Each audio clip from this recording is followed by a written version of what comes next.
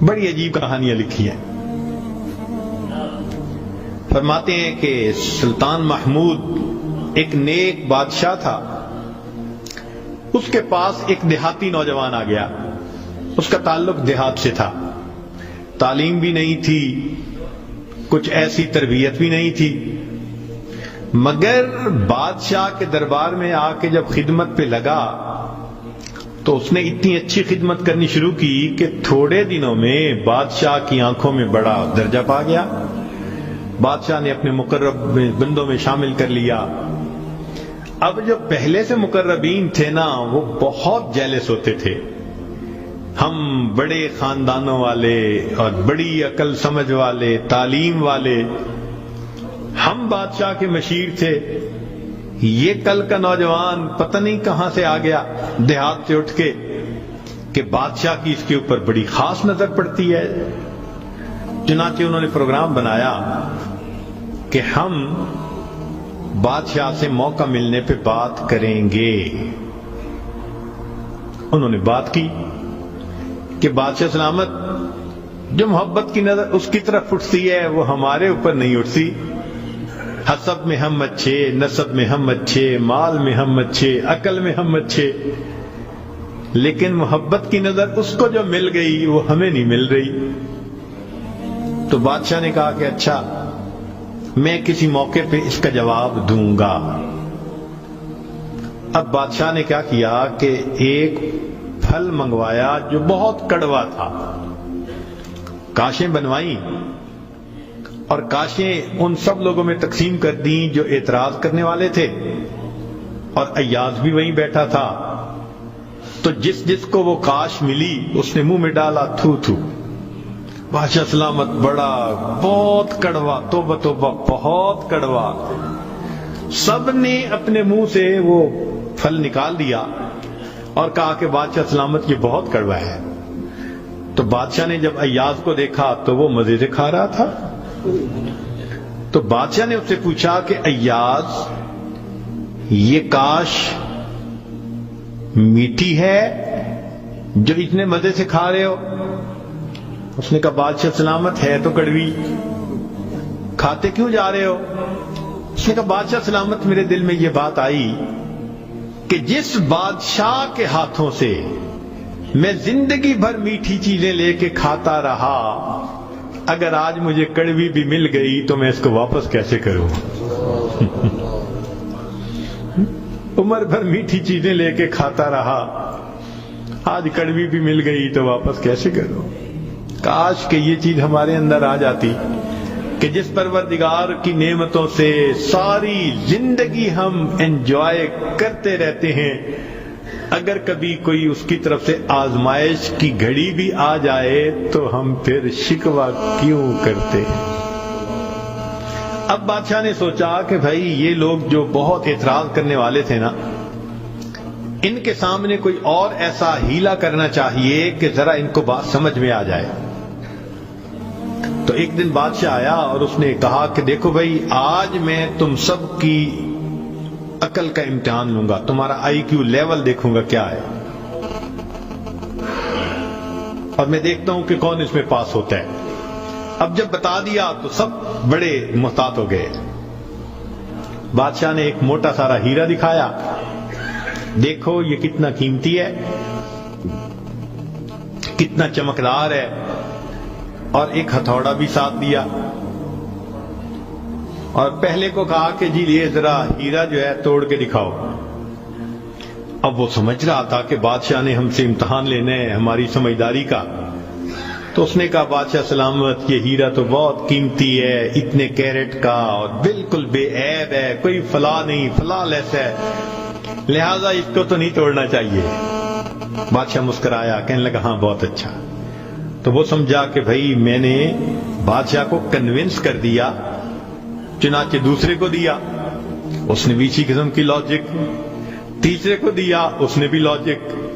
جتنے اعتراض کرنے والے تھے سب کو ہیرا ہتھوڑا دیتے رہے, وہ یہی لاجک دیتے رہے اور معذرت کرتے رہے, حتیٰ کہ بادشاہ نے وہ ہیرا ایاز کے ہاتھ میں پکڑایا. جب ایاز کو کہا ایاز اسے توڑو, ایاز نے اس کو نیچے فرش پہ رکھا، دے کے مارا ہتھوڑا اور اس کے ٹکڑے ٹکڑے کر دیے۔ اب جب اتنے قیمتی ہیرے کے ٹکڑے ہو گئے تو وہ تو سارے خوش ہو گئے، آج اس کا گنوار پن کھلا، اس کی جہالت کھلی، بے وقوف، کیا پتا اس کو یہ کتنی قیمتی چیز تھی۔ تو وہ ایکسپیکٹ کرنے لگے کہ آج تو بادشاہ اس کو دھکا دے دے گا دربار سے۔ تو جب ہیرے کے ٹکڑے ہو گئے تو بادشاہ نے اس کی طرف دیکھ کے کہا، ایاز تو نے ہیرے کے ٹکڑے کر دیے، اتنے قیمتی ہیرے کے؟ تو ایاز نے آگے سے سمپل سا آنسر دیا کہ بادشاہ سلامت، آپ نے مجھے حکم دیا تھا ہیرے کو توڑ دو۔ اب میرے سامنے دو آپشن تھی، یا تو اتنے قیمتی ہیرے کو توڑ دیتا، یا پھر میں انکار کرتا تو آپ کے حکم کو توڑ دیتا۔ میری نظر میں آپ کا حکم ایسے سینکڑوں ہیروں سے زیادہ قیمتی تھا، لہذا اس کو کم قیمت سمجھتے ہوئے میں نے آپ کے حکم کو نہیں توڑا، میں نے ہیرے کو توڑ دیا۔ تو بھئی جتنا ایاز کے دل میں بادشاہ کے حکم کا احترام تھا، کاش ہم بندوں کے دل میں پروردگار کے حکم کا ایسا احترام آ جاتا۔ ہم خواہشوں کو توڑ دیں، تمناؤں کو توڑ دیں، اپنی امیدوں کو توڑ دیں، ہم کبھی بھی حکم خدا کو نہ توڑیں۔ تیسرا واقعہ لکھا کہ ایک دن ایک موترس جو تھا وہ آیا اور اس نے کہا کہ بادشاہ سلامت، یہ جو آپ کا زیادہ ہے نا چہیتا ایاز، ہمیں لگتا ہے کہ یہ خزانے سے چیزیں چراتا ہے، ہمیں تو شک ہے۔ بادشاہ نے پوچھا کیسے ہے؟ اس نے کہا جی ایک جگہ کلوزٹ بنائی ہوئی ہے اس نے، اور یہ صبح و شام اس کلوزٹ کا دروازہ کھولتا ہے اور دیکھتا رہتا ہے اور تالا لگا کے چابی اپنے پاس رکھتا ہے، چابی کسی کے ہاتھ میں نہیں دیتا۔ تو بادشاہ سلامت، ہمیں تو پکا شک ہے کہ آپ کے خزانے سے اس نے قیمتی چیزیں چرا کے رکھی ہیں اور یہ صبح و شام دیکھتا ہے ان کو۔ بادشاہ نے اسی وقت ایاز کو بلوا لیا، لوگوں کے سامنے پوچھا، ایاز تمہاری کوئی کلوزٹ ہے ایسی؟ جی۔ تالا لگا کے رکھتے ہو؟ جی۔ صبح شام کھول کے دیکھتے بھی ہو؟ جی۔ لاؤ چابی اس کی۔ ایاز نے چابی نکال کے دے دی۔ بادشاہ نے ایک آدمی کو بھیجا کہ جاؤ اور کلوزٹ میں جو کچھ پڑا ہے سب اٹھا کے یہ کہ لے کے آؤ۔ اب جب وہ گیا تو ایاز تو مطمئن کھڑا رہا، مگر موترزین بڑے خوش ہوئے، آج پکڑا گیا، آج سمجھ لگے گی بادشاہ کو یہ کیسا بددیانت انسان۔ تھوڑی دیر گزری تو جو گیا تھا وہ تالا کھول کے کیا دیکھتا ہے کہ اس میں ایک پرانا سا لباس ہے اور ایک پرانا سا جوتا رکھا ہوا اور کچھ بھی نہیں۔ بڑا حیران ہوا، اس کو یہ صبح بھی دیکھتا ہے شام بھی دیکھتا ہے۔ وہ اس کو لے کے بادشاہ کے پاس آیا۔ بادشاہ سلامت، کلوزٹ میں یہ دو چیزیں تھیں۔ بادشاہ نے کہا ایاز بس یہی کچھ تھا؟ جی یہی تھا۔ ایاز یہ تو اتنی قیمتی نہیں کہ تم ان کو تالے میں رکھو اور صبح شام اس کو جا جا کے دیکھو۔ ایاز نے کہا کہ بادشاہ سلامت میرے لیے قیمتی ہے۔ پوچھا کیوں؟ کہ بادشاہ سلامت، جب میں پہلی مرتبہ آپ کی خدمت میں حاضر ہوا تھا، میں دیہاتی سا لڑکا تھا، یہ تہبند باندھی تھی، یہ کرتا پہنا تھا، یہ جوتا پہنا ہوا تھا، میں نے اس کو اپنے لیے پریزرو کر کے رکھ لیا۔ اب روز صبح اور شام میں دروازہ کھولتا ہوں، اپنے نفس کو مخاطب کر کے کہتا ہوں ایاز بادشاہ کے احسانات کو مت بھولنا، تمہیں جو اس نے رتبہ دیا تمہاری اوقات تو یہ تھی،